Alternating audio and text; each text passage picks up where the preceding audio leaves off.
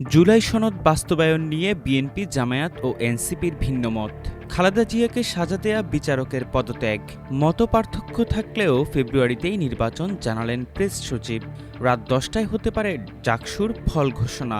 মালয়েশিয়ায় বাংলাদেশিসহ আটক 171, তাহেরিসহ 16 জনের বিরুদ্ধে মামলা। রাজনৈতিক দলগুলোর মধ্যে জুলাই সনদ বাস্তবায়নের পদ্ধতি নিয়ে অনড় অবস্থানের কারণে থমকে আছে এই সম্পর্কিত সংস্কার প্রস্তাবগুলো। এর আগে জুলাই সনদের বাস্তবায়ন পদ্ধতি নিয়ে 29টি দল তাদের লিখিত মতামত ঐকমত্য কমিশনের কাছে জমা দিয়েছিল। বিশেষ করে বিএনপি, জামায়াত ও জাতীয় নাগরিক পার্টি ভিন্ন ভিন্ন বাস্তবায়ন পদ্ধতি জমা দিয়েছে।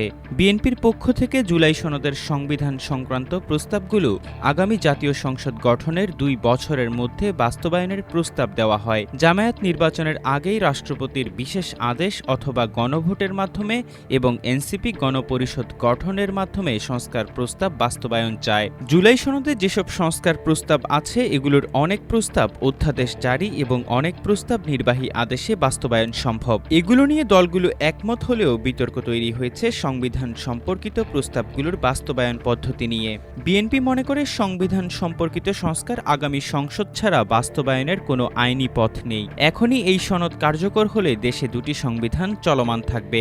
অন্যদিকে জামায়াত ও এনসিপি জুলাই সনদের একটি আইনি ভিত্তি এবং নির্বাচনের আগে এর বাস্তবায়ন দেখতে চায়। এক্ষেত্রে জামায়াতের সেক্রেটারি জেনারেল হামিদুর রহমান আজাদ জানান, রাষ্ট্রপতি জিয়াউর রহমানের আমলে 1977 সালে বিশেষ আদেশ জারি করা হয়েছে, যার ভিত্তিতে গণভোট হয়েছে। এনসিপির সদস্য সচিব আখতার হোসেন জানান, সংস্কার প্রস্তাবগুলোর টেকসই বাস্তবায়নের একমাত্র পথ নতুন সংবিধান। যদি পুরনো সংবিধানই ঘষামাজা করা হয় এবং এটা বাস্তবায়ন পরবর্তী সরকারের মর্জির উপর নির্ভর করতে হয়, তাহলে সংস্কার প্রস্তাব বাস্তবায়ন সম্ভব নয়। বিএনপির স্থায়ী কমিটির সদস্য সালাহউদ্দিন আহমেদ জানান, দেশে সাংবিধানিক ধারাবাহিকতা না থাকলে অন্তর্বর্তী সরকার সহ সব অবৈধ হয়ে যাবে। জুলাই সনদকে ভায়োলেট করে ভবিষ্যতে কোনো দলের রাজনীতি করার সুযোগ নেই। এখন বিশেষ আদেশের মাধ্যমে সনদ বাস্তবায়ন করা হলে যে কোনো নাগরিক আদালতে এটা চ্যালেঞ্জ করতে পারে বলে মনে করে বিএনপি। জিয়া অরফানেজ ট্রাস্ট মামলায় বিএনপি চেয়ারপারসন ও সাবেক প্রধানমন্ত্রী খালেদা জিয়াকে সাজা দেওয়া হাইকোর্টের বিচারপতি মোহাম্মদ আখতারুজ্জামানের পদত্যাগপত্র গ্রহণ করেছেন রাষ্ট্রপতি মোহাম্মদ শাহাবুদ্দিন। জানা যায়, গত 7 সেপ্টেম্বর বিচারপতি মোহাম্মদ আখতারুজ্জামানের পদত্যাগপত্র গ্রহণ করেন রাষ্ট্রপতি। গত 31 আগস্ট অনিয়মের অভিযোগে ছুটিতে পাঠানো হাইকোর্টের বিচারপতি মোহাম্মদ আখতারুজ্জামান রাষ্ট্রপতির কাছে পদত্যাগপত্র পাঠান। এর আগে গত 26 আগস্ট অনিয়মের অভিযোগের ব্যাখ্যা দিতে ছুটিতে পাঠানো হাইকোর্টের বিচারপতি মোহাম্মদ আখতারুজ্জামানের বিষয়ে সুপ্রিম জুডিশিয়াল কাউন্সিলে চূড়ান্ত শুনানি সম্পন্ন হয়। গত বছরের 16 অক্টোবর দুর্নীতি ও ফ্যাসিস্ট শেখ হাসিনা সরকারের দোসর হিসেবে কাজ করার অভিযোগ উঠায় 12 বিচারপতিকে ছুটিতে পাঠান প্রধান বিচারপতি সৈয়দ রেফাত আহমেদ। তাদের হাইকোর্টের বেঞ্চে বিচার কাজ পরিচালনার দায়িত্ব থেকে বিরত রাখা হয়। প্রধান উপদেষ্টার প্রেস সচিব শফিকুল আলম জানান, রাজনৈতিক দলের মতপার্থক্য থাকলেও আগামী জাতীয় সংসদ নির্বাচন ফেব্রুয়ারির 15 তারিখের মধ্যেই হবে। শুক্রবার সকালে মাগুরার শ্রীপুর উপজেলায় মুসলিম রেনেসার কবি ফররুখ আহমেদের গ্রামের বাড়ি পরিদর্শনকালে তিনি এসব কথা বলেন। তিনি জানান, নির্বাচনের সময় পেছানোর কোনো সম্ভাবনা নেই। নির্বাচন ফেব্রুয়ারির প্রথমার্ধেই হবে। এটা অন্তর্বর্তী সরকারের একটা কমিটমেন্ট। যদি কেউ মনে করেন যে এটা বানচালের চেষ্টা করবেন, তাহলে সেটা সম্ভব নয়। জাহাঙ্গীরনগর বিশ্ববিদ্যালয় কেন্দ্রীয় ছাত্র সংসদ তথা জাকসু নির্বাচনের ফলাফল ঘোষণা হতে পারে আজ শুক্রবার রাত 10টায়। এমনটা জানিয়েছেন নির্বাচন কমিশন সদস্য সচিব অধ্যাপক রাশিদুল আলম। তিনি জানান, এরই মধ্যে 15টি হলের ভোট গণনা শেষ হয়েছে। এদিকে নানা অনিয়মের অভিযোগ তুলে নির্বাচন বর্জন করেছে ছাত্রদল সহ আরও 4টি প্যানেলের প্রার্থীরা। এই 4টি প্যানেল হল সম্প্রীতির ঐক্য, সংসপ্তক পর্ষদ, স্বতন্ত্র অঙ্গীকার পরিষদ ও সমাজতান্ত্রিক ছাত্র ফ্রন্টের আংশিক প্যানেল। এর আগে গতকাল বৃহস্পতিবার সকাল 9টায় ভোট গ্রহণ শুরু হয়, চলে বিকাল 5টা পর্যন্ত। বিশ্ববিদ্যালয়ের 21টি আবাসিক হলে মোট 224টি বুথে একযোগে ভোট গ্রহণ শুরু হয়। ভোটার সংখ্যা 11,819 জন। কেন্দ্রীয় সংসদে প্রতিদ্বন্দ্বিতা করছেন 177 জন।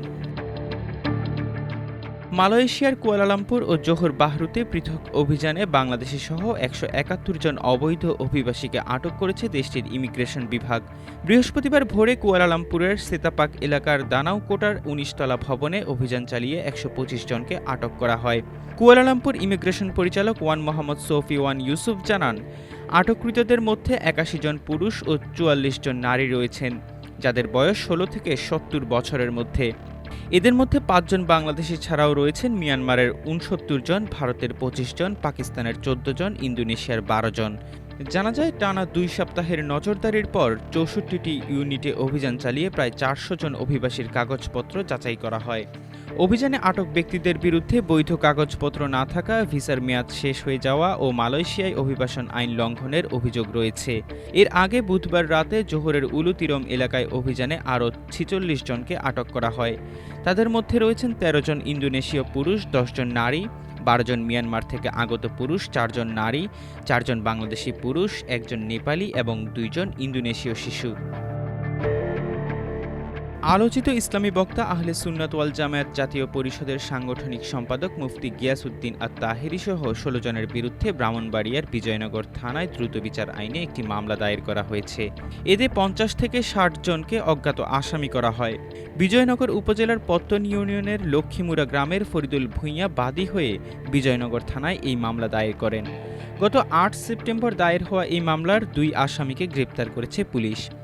মামলার এজাহারে বলা হয়, ৬ সেপ্টেম্বর আসামিরা দেশীয় অস্ত্রশস্ত্র নিয়ে বিজয়নগর ডাকবাংলো মোড়ে হেফাজতে ইসলাম বাংলাদেশের মহাসচিব সাজেদুর রহমানকে উদ্দেশ্য করে আপত্তিকর বক্তব্য প্রদান করে। এছাড়া আসামিরা র্যালি করে চম্পকনগরে ফুরকানিয়া মাদ্রাসার দরজা জানালা ভাঙচুর করে ২ লাখ টাকার ক্ষতি সাধন করে। মামলায় প্রধান আসামি করা হয় বিজয়নগর দৌলতবাড়ি দরবার শরীফের শাহ সুফি খাজা নাইমুদ্দিন আহমেদকে। ৪ নম্বর আসামি করা হয়েছে মুফতি গিয়াসউদ্দিন আত-তাহেরীকে।